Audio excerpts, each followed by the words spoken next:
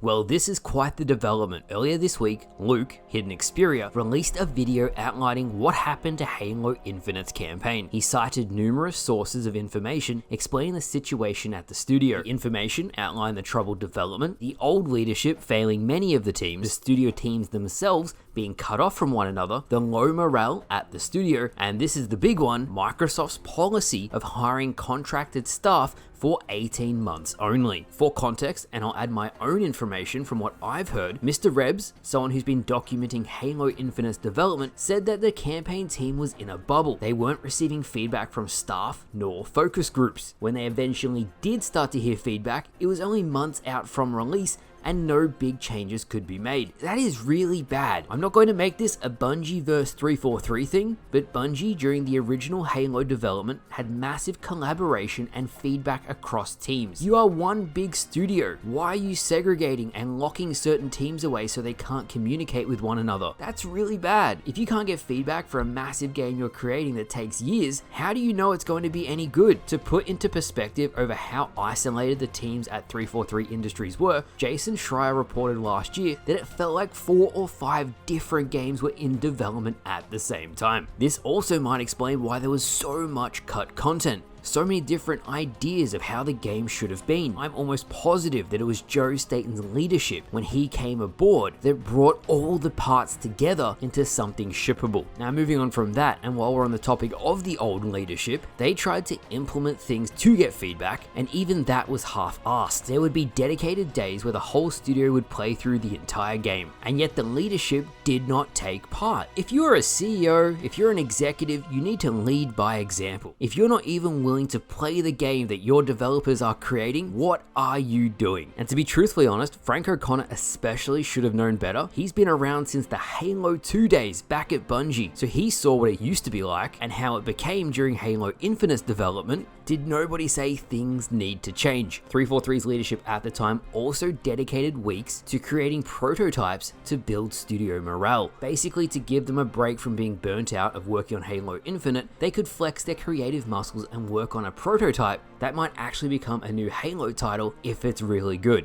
This actually had the intended effect of raising studio morale, but then the leadership cut it after 2 times, which then had the opposite effect and made things even worse. From everything in Hidden Xperia's video, everything I've covered over the years, everything Mr. Rebs has added in all of the work he's done over the past 6 months. It is a damn miracle that Halo Infinite even came out in the shape it did. It is a miracle that the gameplay, the sandbox, even how everything looks, is some of the best Halo stuff in years. Now in regards to the game launching in a playable state and it being received positively, I would like to add this. Joe Staten is responsible for the game launching and being received in that positive way. The extra year he got to delay the game was the reason it launched well, with minimal bugs, and was received with praise. He came to the leadership with a list of things that needed to be fixed, and he did everything he could to get the game where it needed to be at launch. The only thing he couldn't fix, as it was too late, was the slipspace engine itself. 343 had accrued so much technical debt that was completely bloating development time. The engine was a mess. It's why they took that year post-launch to try clean things up so they could get to seasonality. Unfortunately then, Microsoft fired all of 343's staff, and then 343 moved to the operations model.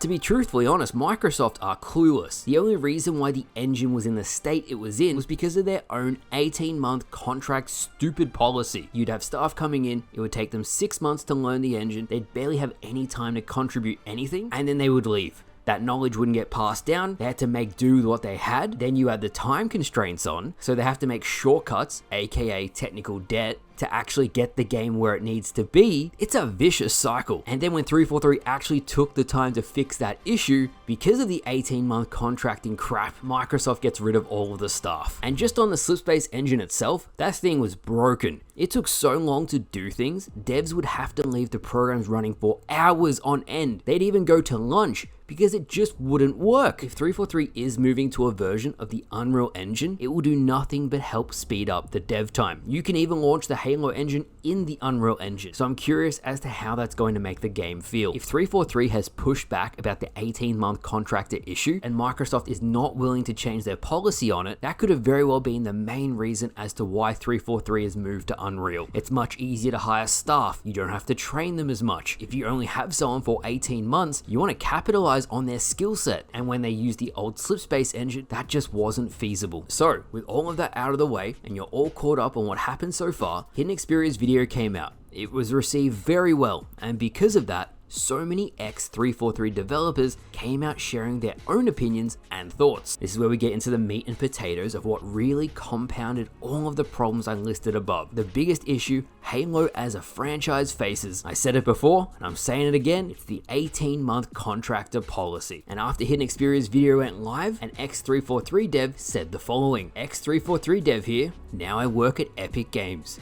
Microsoft's contracting policies are single-handedly one of the biggest issues that Halo faces. Can you imagine how difficult it is to do your best work knowing they'll get rid of you in 18 months and there's nothing you can do about it? Plus, that forces people out the door just as they become fully trained and competent at their positions. You see what I'm saying, guys? It's the same thing over and over.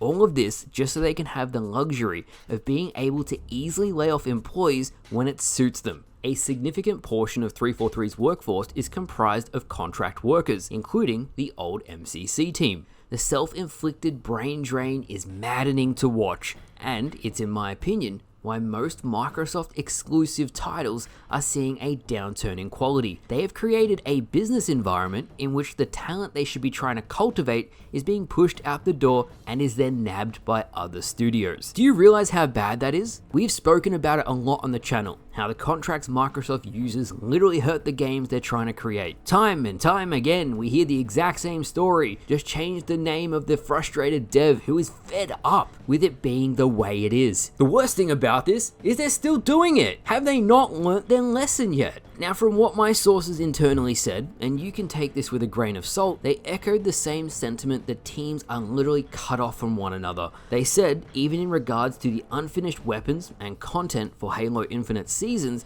they could have easily finished it, but they weren't allowed to as it was outside of their job description. Why would it be so bad to have collaboration across the teams? If someone is super competent and can help each other out, that is the literal definition of a team. A group of people coming together for a goal, to achieve something together. And the worst part about all of this, and I heard this as well, was that there was so much planned for Halo Infinite's open world campaign. People told me, and again, take this with a grain of salt, that the sandbox lead at the time was more interested in the multiplayer. He no longer works at the studio, as well as all the old leadership, they're all gone. It really is a completely different 343. So we'll see whatever they put out next and see if they've learned their lesson. Now, upon this X343 dev making this comment, it spread like wildfire, as you can imagine, throughout the gaming space. It's led to even more 343 devs coming out and saying, hey, also a former 343 Industries dev here, they're right, the 18-month contract lifespan is pretty constricting when it comes to what you can do. This is why I make videos about Microsoft not having a clue. This is why I don't like executives making decisions. They literally have no idea. There seems to be this huge disconnect between the executives and the daily developers / producers working their asses off who are passionate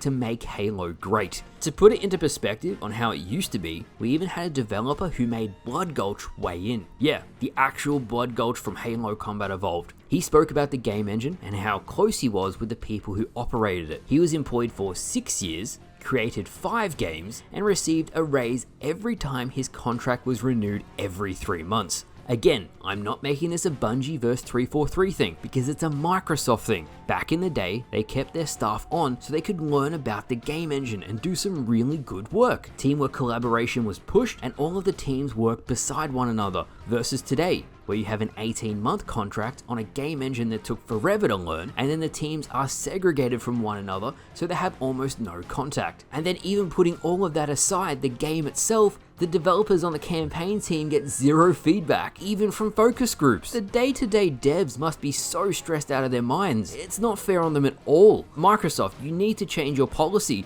You've already had so many issues with Halo Infinite's development, you don't want a repeat of that. It's so bad, you even have ex-devs coming out saying, please fix this. My hope with this video is that with the people we have in our community, and we're all bringing awareness to it, somebody at Xbox or somebody at 343 will see it and they'll be like, wow, this really needs to change. Everyone watching this video cares about Halo, and if it's one thing that fundamentally needs to change, it's this 18-month contractor bullshit. It doesn't matter if you have the most talented developers in the world. If they can't work as a team together, if they are fighting for resources, which is going to cause a lot of conflict, and if they can't share information across the teams, what hope do you have of making a successful game? Guys, if you agree with this and you want to send the video up the algorithm, leave the video a like. Let me know your thoughts in the comments. I had to do a video about this. It fired me up. This explains so much about why Halo Infinite launched in the state it did and why they had to spend a whole year fixing it before they could reach seasonality. So thank you guys for watching, and I'll see you guys